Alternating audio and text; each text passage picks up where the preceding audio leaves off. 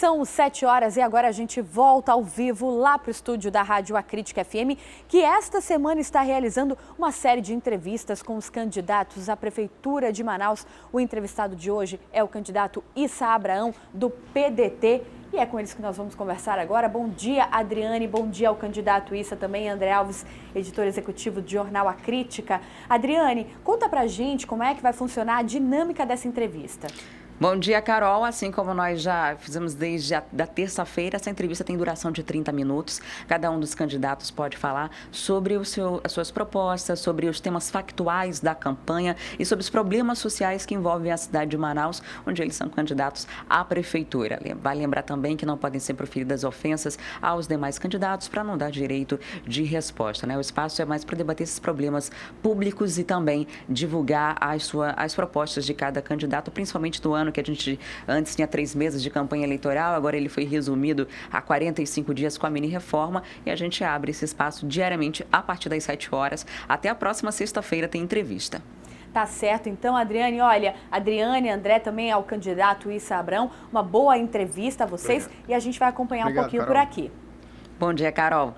A gente começa agora a entrevista com o Issa Abraão, que é formado em economia. A gente vai acompanhar um pouquinho, então, vamos ver a primeira pergunta. Getúlio Vargas, além de mestre em desenvolvimento regional pela Universidade Federal do Amazonas. Em 2008, foi eleito vereador pela cidade de Manaus, com mais de 2.300 votos. 2 anos depois, concorreu ao cargo de governador. Em 2012, foi eleito vice-prefeito de Manaus e agora disputa o cargo da prefeitura pelo PDT. Partido este que é o partido do Amazonino Mendes, ex-governador, ex-prefeito, ex-senador, que ainda não participou, pelo menos apareceu publicamente, na sua campanha. Ele deve participar da sua campanha nos próximos dias? Não, o amazonino hoje ele não disputa ou participa do processo político na frente desde 2010. Ele não foi candidato em 2010, nem em 2012, nem em 2014, nem nessa eleição. É uma pessoa que tem da minha parte todo o carinho, eu tenho muito respeito por ele, tenho uma consideração muito grande, é um filiado de honra dentro do PDT e o amazonino ele tem tamanho político para, no seu momento, de acordo com as suas análises e informações políticas, falar quem é o seu candidato. Ele tem me dito que não quer participar por conta da desesperança que tomou conta da política e que no segundo turno ele deve se posicionar. E nós, é claro, estamos com muita esperança, somos a candidatura que mais vem crescendo proporcionalmente e de ir para o segundo turno e lá promover a grande virada eleitoral e ganhar as eleições. Se ele tem lhe dito, isso é sinal de que ele virou um conselheiro seu, ele tem lhe aconselhado em relação à campanha, em como fazer, em como pedir voto, em como se posicionar, se comportar nesse pleito, candidato? Não. O amazonino hoje parece-me que é conselheiro do Alfredo, do Marcelo. Eles têm visitado muito a residência dele, né? Eu, sempre que posso, também visito. Mas nada que interfira, até porque eu já estou na política há algum tempo. Eu lembro que houve uma última reunião, parece que com Alfredo, com Marcelo, para definir alguns detalhes aí. Isso lhe incomoda, o fato de ser do mesmo partido do amazonino e ele, de certa forma, como o senhor está falando, prestar uma assessoria a candidatos que são adversários nesse pleito? Não, de forma alguma. Ele tem tamanho político, né, gente? Nós temos que respeitar uma pessoa que foi 3 vezes governador, senador da República, prefeito várias vezes. Muita gente recebe ele. E eu tenho a honra de tê-lo dentro do PDT e de habitualmente poder me encontrar com ele, conversar com ele, mas ele tem tamanho político para receber quem ele quiser. Agora, candidato, a Adriane acabou de citar o seu currículo. Isso é economista, é pós-graduado, é mestre, seria um excelente professor, um professor competente, eu não tenho dúvida. Fui professor. Por que o senhor escolheu a política e não continuar sendo um educador? Pois eu te confesso que se eu pudesse voltar no tempo, eu deveria ter continuado Uma das curiosidades é, professor ganha menos, político ganha mais? candidato? Depende do político. Eu não ganho tanto assim, não. O meu salário é bom diante do que tem aí do salário mínimo. É um salário melhor do que o salário mínimo, evidentemente. Mas não é tão bom quanto se eu fosse um profissional liberal, em que eu poderia, através das minhas funções, poder ganhar muito mais na condição de empresário do que na condição de político. Porém, é mais forte que a gente, né? Eu fui, antes de ser comerciante, eu tenho 2 empresas, mas antes de ser comerciante, eu fui líder estudantil. Fui presidente da UESA, fui presidente da UEE, fui 2 vezes presidente do Diretório Central dos Estudantes da minha faculdade. Então, é algo que veio naturalmente, que surgiu naturalmente, a dedicação à vida pública, a vontade de tirar os maus políticos, os políticos que não trabalham, os políticos corruptos. É diferente de outras pessoas que reclamam dos políticos numa poltrona. Eu resolvi reclamar dos políticos participando para tirar a velha prática política e tomar o lugar. A verdade é essa. Aproveitando essa deixa, nós temos 9 candidatos nesse pleito. Isso é um deles. Acho os recordes, né, de candidatos. São candidatos competitivos. Por que o eleitor precisa acreditar que é o senhor que vai resolver os problemas de Manaus?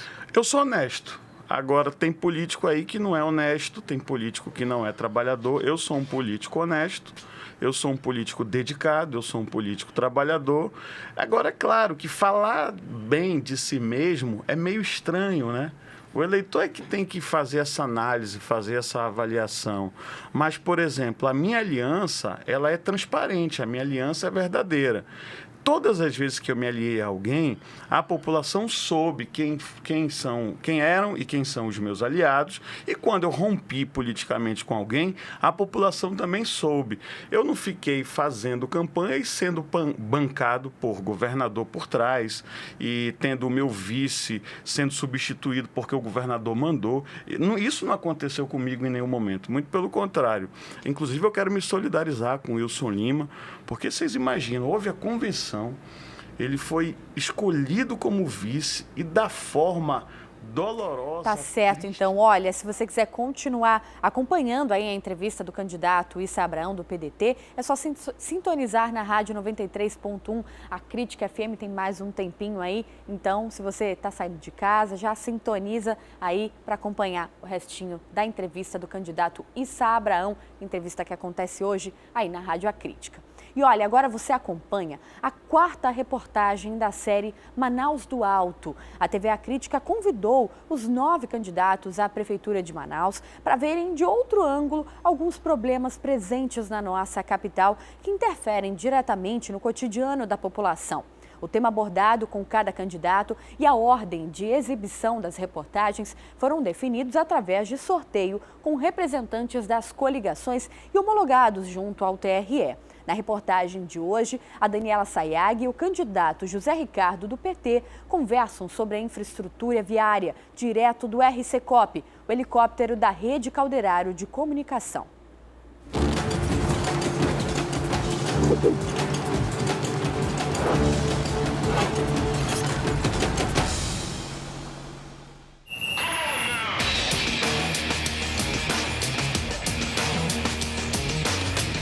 O problema é que não escolhe classe social, idade, renda. No trânsito somos todos iguais. Enfrentamos questões muito parecidas. Quem nunca perdeu um compromisso importante porque ficou preso no engarrafamento dentro do carro ou dentro do ônibus? Dia de semana aqui não é fácil não, esse horário. Mas se acostuma, o que pode fazer? Ridículo, mas esse trânsito é horrível. Sempre foi complicado, é ruim e vai ficar pior que a água tá baixando. E se ocorre algum acidente, hein? Aí, né, a cidade para.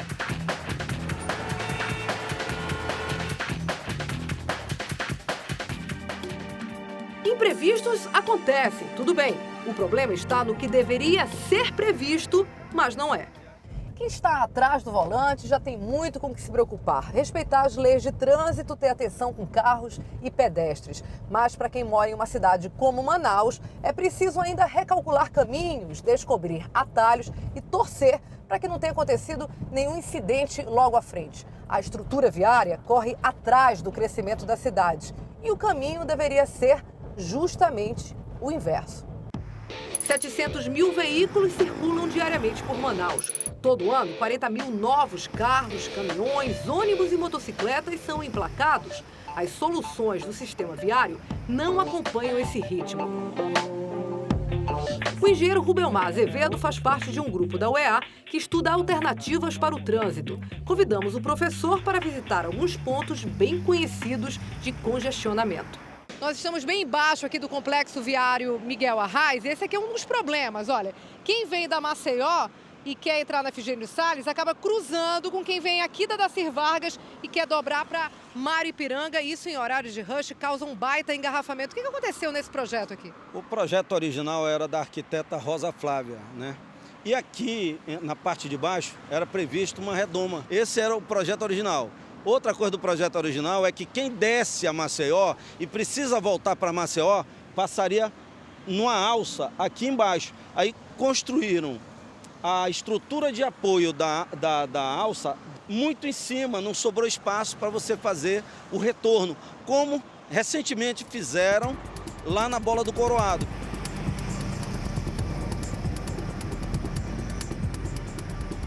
Complexo viário Gilberto Mestrinho, bem na descida do viaduto, pegando aqui a Rodrigo Otávio. Aqui é um problema grande também. O horário de pico chega a colocar agente de trânsito exatamente nesse ponto, segurando aqui de quem vem do Aleixo e de quem desce ali do Efigênio Salles. É, porque você vê o seguinte, essa alça acaba logo ali na frente, mais ou menos uns 100 metros.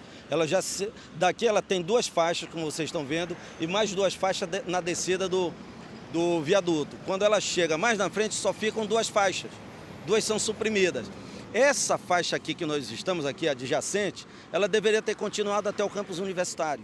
A Efigênio Salles tem apenas duas pistas. Nesse ponto tem o famoso encontrão aqui com a Avenida das Torres, outras duas pistas. É inevitável, né? Que o fluxo nessa situação não tem como ser contínuo.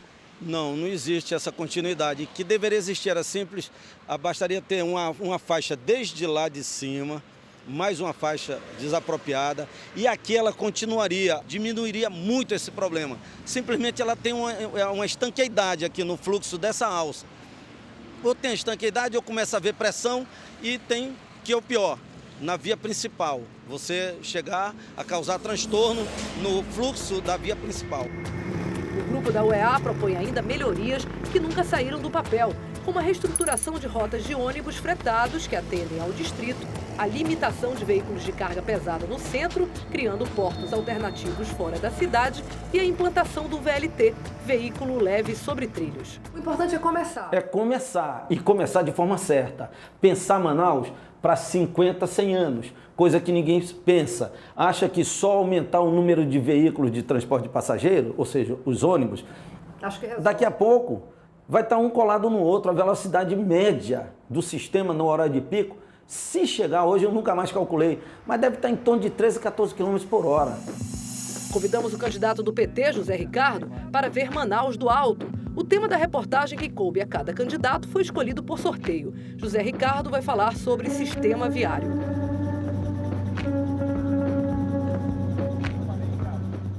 Está sobre o Miguel Arraes, é um dos lugares que nesse horário a gente tem um afunilamento do trânsito. O que o senhor acredita que pode ser feito para melhorar o trânsito em lugares de afunilamento como esse? A gente vê o volume extraordinário, crescente, né, de veículos, e a intervenção aqui é necessária. Inclusive, todo dia de manhã, nessa saída aqui do Parque 10, né, para a Maripiranga, é um estrangulamento enorme.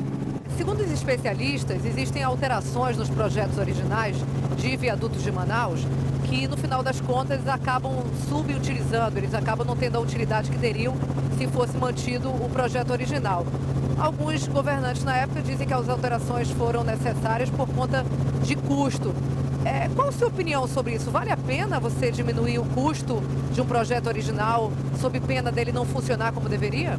Não, nós sabemos que o resultado é esse. Depois de uma obra desse tamanho, feita para você tentar intervir, para você fazer um adicional, acaba tornando-se, em termos proporcionais, muito mais oneroso. Já precisaria pensar todas as alternativas, mesmo que leve mais tempo, mas é algo definitivo. Tem alguns pontos, e aí eu vou citar dois, que a gente sempre mostra no Manhã no Ar, pontos de afunilamento, né, de encontrão, como a gente costuma fazer, como a gente costuma chamar. Acontece, por exemplo, aqui da Avenida das Torres com a Efigênia Salles, que nós vamos sobrevoar agora, e da Avenida das Torres com a Cosme Ferreira. Qual a sua opinião sobre isso? Isso é um exemplo de uma obra grandiosa, importante que foi feito, desafogou bastante e facilitou o acesso para a Zona Norte, mas chegou aí nesses estrangulamentos. Mostrou que a turma, infelizmente, não sei se é questão de recursos ou uma falha enorme, e deixaram para o próximo governante tentar solucionar. A gente vê exatamente isso, candidato, o trânsito completamente parado, um afunilamento. Você pode ver aqui no fluxo, no sentido do distrito, é muito maior. Então quase todo mundo vai para cá. A maioria vem de lá da Zona Norte para cá. Especialistas dizem que aqui, por exemplo, exatamente nesse ponto que a gente sobrevoa agora, a solução teria sido desapropriar uma área um pouco maior e fazer essa entrada de modo mais suave. O senhor concorda? Aqui a gente percebe facilmente que é possível ter uma travessia, não sei se é uma passagem de nível, que em vez de esse fluxo por distrito ir para a bola, você pode ir em linha reta, né? Tem que desapropriar alguma coisa lá, mas você já tem vias lá e não teria uma intervenção tão grande. E depois interligar ali com a Rodrigo Otávio. Nesse momento a gente sobrevoa Djalma Batista, o senhor tem uma proposta para cá, isso qual é? A Djalma Batista, ela precisa ter um trânsito livre. Acho que nós temos que eliminar os semáforos, não sei se passagem de nível, provavelmente em alguns pontos, mas a Djalma, no sentido centro, bairro, entendo que temos que ter, e o sentido contrário também, ser livre, direto. Qual a sua opinião sobre as faixas, a relação faixas, passarelas, né? E a educação também do pedestre, para ter um trânsito um pouco mais livre, como o senhor falou? Pois nós provavelmente vamos ter que colocar mais passarelas, porque é um fluxo intenso, não pode parar, não dá para a gente estar parando como está parando. Nós temos ali em frente de um determinado shopping e há uma parada ali. Você pode ver que a Djalma para muito mais naquele ponto do que outros. Então aquilo tem que ser solucionado, não dá para... Nós temos esses congestionamentos, podem perfeitamente ser evitáveis com uma intervenção dessa natureza. Qual a sua opinião sobre a faixa azul? Nós temos que acabar com o fluxo de ônibus nessa faixa da direita, não tem jeito, porque tem uma faixa exclusiva e essa é a ideia, né, do corredor exclusivo, exatamente para tirar os ônibus. Isso com certeza iria melhorar bastante aqui a Constantino Nery. O que lhe leva a crer que na sua gestão o senhor vai conseguir implantar um projeto dessa magnitude para solucionar o problema viário da cidade? Nós temos que fazer um estudo mais minucioso em relação a toda a cidade. O VLT ele tem a finalidade de transportar em grande volume, né, passageiros, e de forma ininterrupta, ou seja, você não vai ter obstáculos, você vai ter, portanto, uma circulação desse sistema em toda a cidade, ou nas partes que forem implementadas. Vai depender de um projeto efetivo e dos recursos, mas diria que muito mais da vontade política.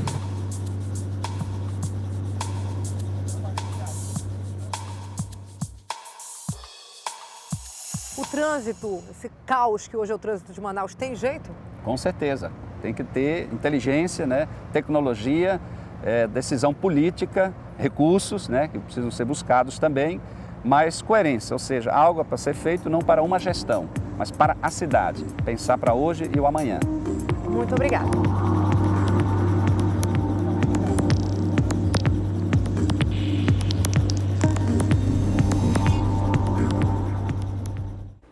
Amanhã você acompanha a entrevista com o candidato Issa Abraão, do PDT. O tema é esporte e lazer.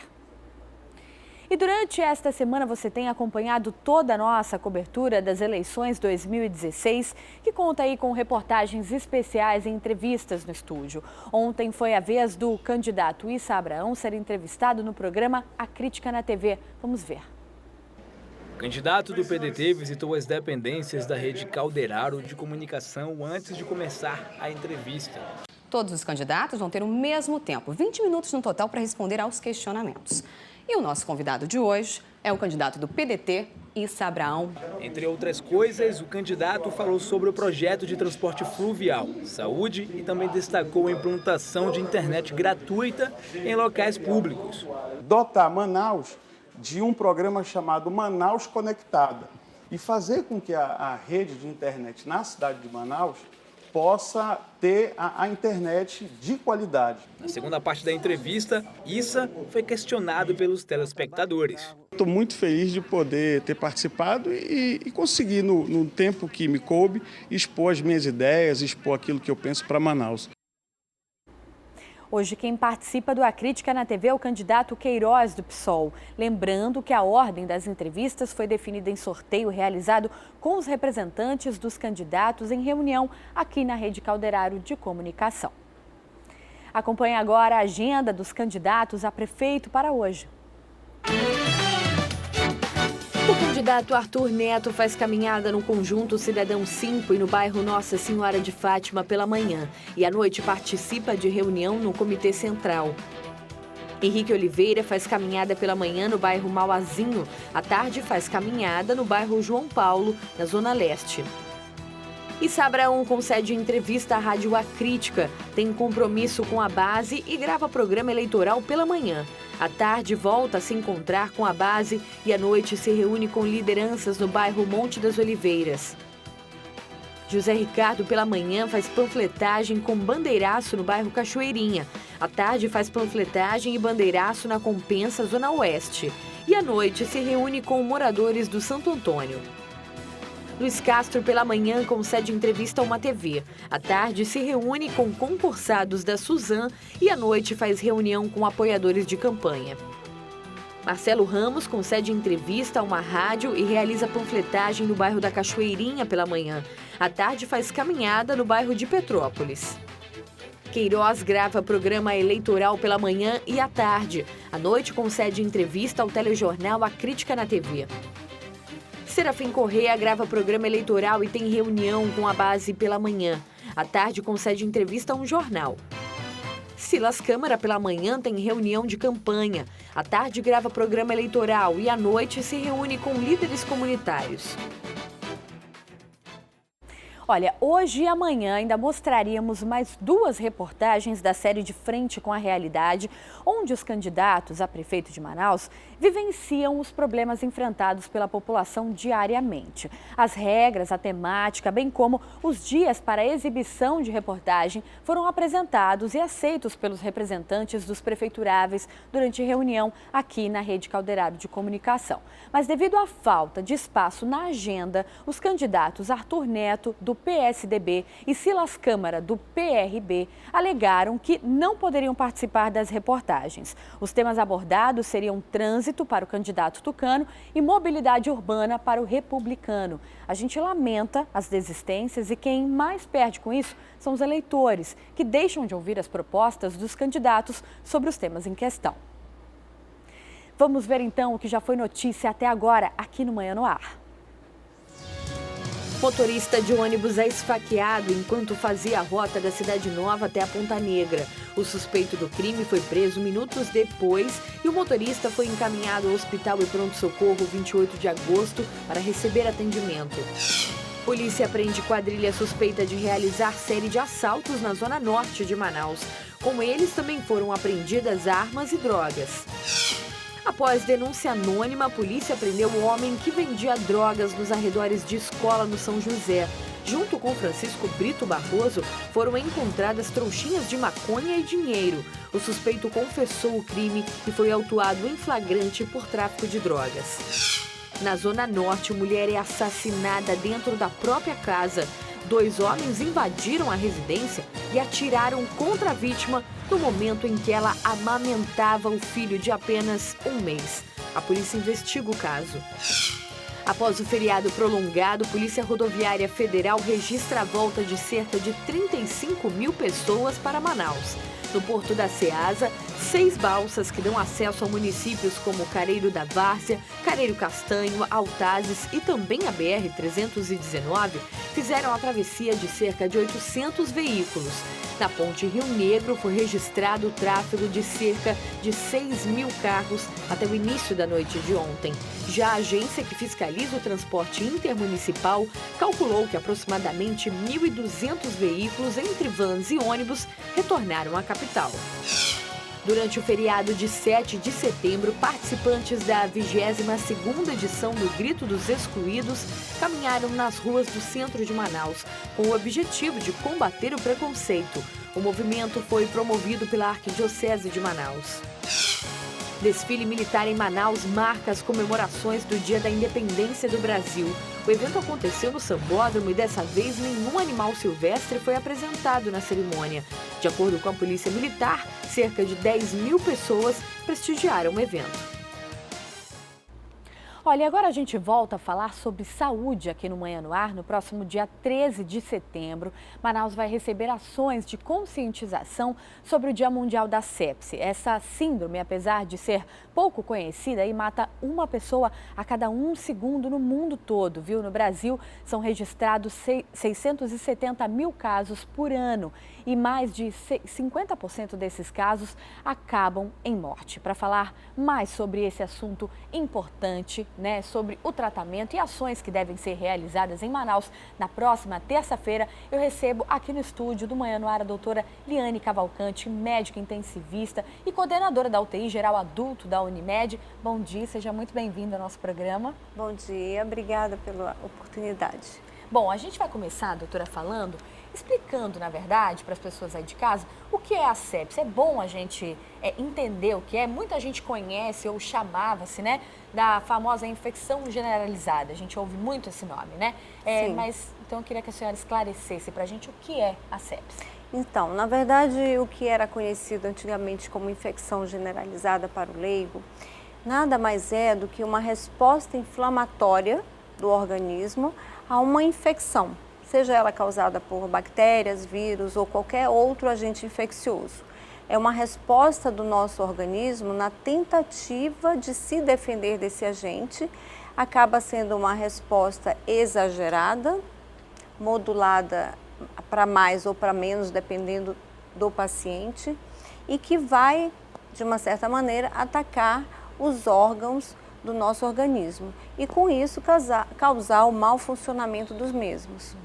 A sepse hoje, ela causa mais mortes do que, por exemplo, o câncer ou o infarto do miocárdio, não é mesmo? Com certeza, os números são alarmantes, daí a preocupação do ILAS em intensificar as campanhas, Há 5 anos o ILAS vem trazendo essas campanhas de conscientização da população, mas também dos profissionais de saúde, para que haja um diagnóstico mais precoce, para que o tratamento seja mais rápido e, portanto, mais eficaz, porque isso faz toda a diferença no desfecho clínico, ou seja, na diminuição da mortalidade.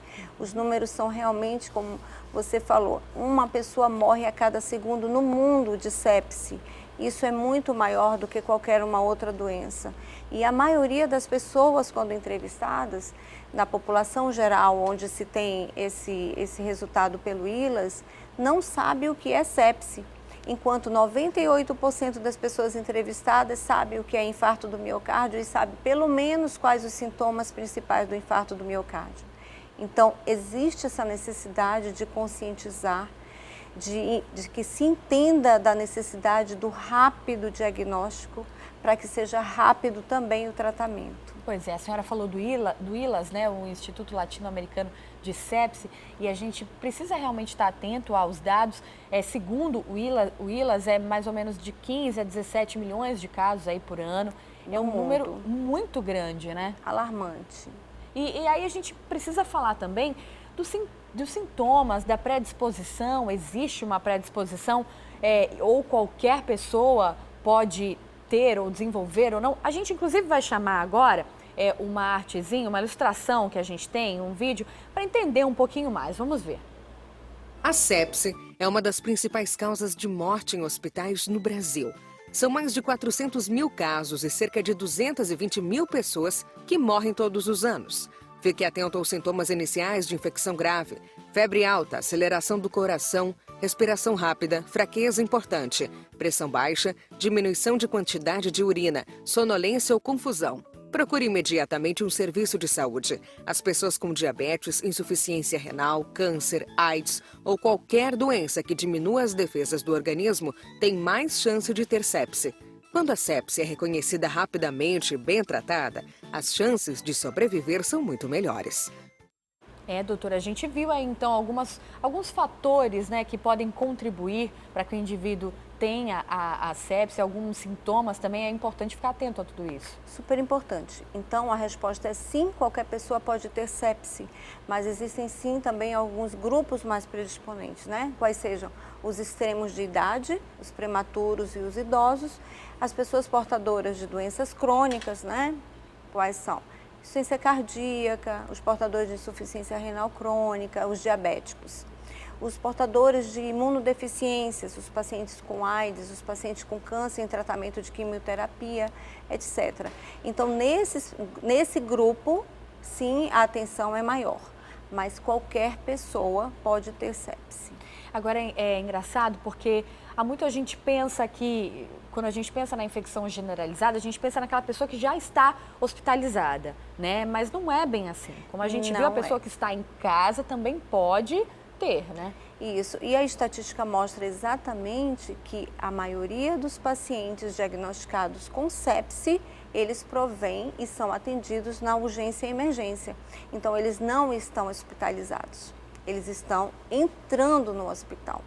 Então, daí a necessidade dessa conscientização maior, dessa procura mais rápida ao serviço de saúde. Nós vimos no vídeo, ainda há pouco, um pouquinho, né, falava um pouquinho sobre o tratamento, sobre fazer o tratamento precoce aí, né, para que isso seja controlado. As chances de vida são muito altas, desde que isso seja controlado rapidamente, é isso mesmo? Exatamente.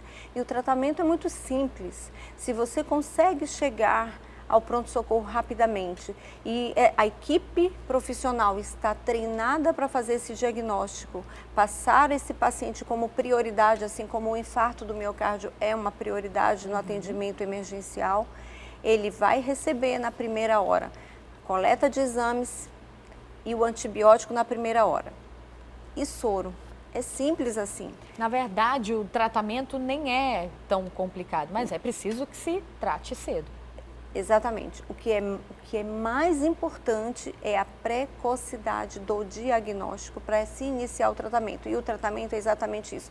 Coleta de exames, iniciar o antibiótico na veia na primeira hora e soro. Simples assim. As demais coisas, elas vão acontecer de acordo com os sintomas subsequentes, mas com essas medidas simples iniciais, eu já consigo diminuir a progressão da sepse para uma outra entidade muito mais grave, que chama-se choque séptico, e que sim, esse eleva muito mais a mortalidade, além dos 50%. A senhora falou do choque séptico, isso porque existem alguns níveis, a gente se é que pode chamar assim, da sepse, né? Níveis de sepse. Então, a sepse eu posso definir como um foco de infecção bem definida com o mau funcionamento de algum órgão. Isso é sepse. E o choque séptico é quando eu tenho uma queda drástica da pressão arterial que não respondeu à reposição daquele soro inicial que eu tentei fazer na primeira hora. Então, esse advento junto, eu tenho o choque séptico. Aí a entidade já é mais grave e a mortalidade, consequentemente, também aumenta. Bom, doutora, a gente falou um pouquinho sobre tratamento, mas a gente pode falar sobre prevenção também. Como se prevenir, né, da sepse. De repente, lavando bem as mãos, a gente tem hábitos aí diários que a gente pode manter, né, e colocar dentro aí da nossa casa, da nossa família, para evitar. Eu gostaria que a senhora falasse sobre isso, falando também da relação do antibiótico, do uso de antibiótico indiscriminado, né, sem prescrição médica. Isso também tem a ver com o cuidado, né? Com certeza. A prevenção da sepse é a própria prevenção da infecção, não é? Então, as medidas simples de higienização que são preconizadas são universais. A higienização das mãos é a coisa mais simples que se tem de se prevenir infecção, em tudo. em casa ou no hospital. É um santo remédio, É um santo remédio, realmente previne. E além da higienização das mãos, manter a carteira de vacinação das crianças atualizada, porque isso também é prevenção. O uso do antibiótico indiscriminado, ele é totalmente contraindicado, porque isso leva a uma resistência desses agentes infecciosos quando for ter realmente a necessidade de tratar com eles. E também, quando se inicia o tratamento antibiótico, a interrupção inadequada antes do tempo previsto para o tratamento daquela doença que foi prescrito pelo médico. Os pacientes costumam dizer, eu estou me sentindo bem, eu vou parar.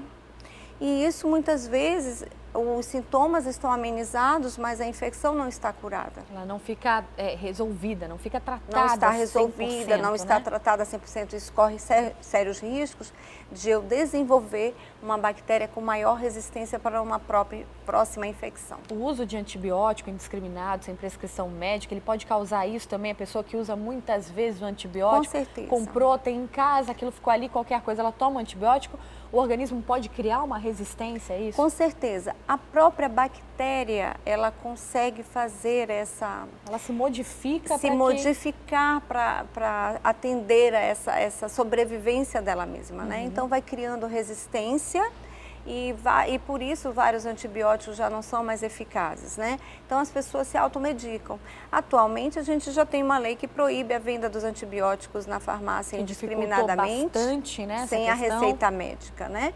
Mas até antes, qualquer um ia na farmácia e pedia uma amoxicilina, uma tetraciclina e se automedicava por dias inadequados, com doses inadequadas, e é isso que realmente a bactéria quer. E não sabe, né, que na verdade o antibiótico, ele é prescrito de forma correta para aquele tipo, né, de indivíduo que está no corpo, a dose correta, para o peso do paciente, com o tempo correto para aquela infecção. E na verdade isso tudo está diretamente ligado à eficiência do tratamento, né, Com doutora? certeza. Agora vamos falar um pouquinho sobre as ações do dia 13, né? Eu sei que o aeroporto vai receber profissionais que vão orientar a população, é isso? Exatamente. O ILAS, preocupado então com essa conscientização da população e também dos profissionais de saúde, vai disponibilizar aqui em 14 municípios brasileiros, entre eles Manaus, a profissionais de saúde. São enfermeiros, duas enfermeiras vêm para Manaus, vão ficar na área do aeroporto no dia 13 de setembro, que é o Dia Mundial da Sepse,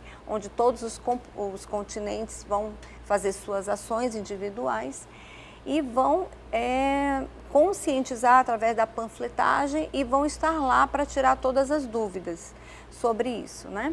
Além disso, tem o vídeo que pode ser acessado. Esse vídeo está bem voltado bem didático, para né? o leigo, realmente, bem didático. Ele pode ser visto no site do ILAS, www.ilas.org.br, fazer download, pode baixar, pode reproduzir. E também o panfleto que vai ser entregue lá na hora, na ação do aeroporto Eduardo Gomes. Olha que bacana, o Instituto Latino-Americano de Sepse vem desenvolvendo já no Brasil há 5 anos ações voltadas a esse assunto, que é muito importante. A gente falou bastante agora, né, sobre informação, e esse é um dos pontos principais, um dos pontos-chave aí para que você mantenha longe de você e da sua família, né, essa doença, né, doutora?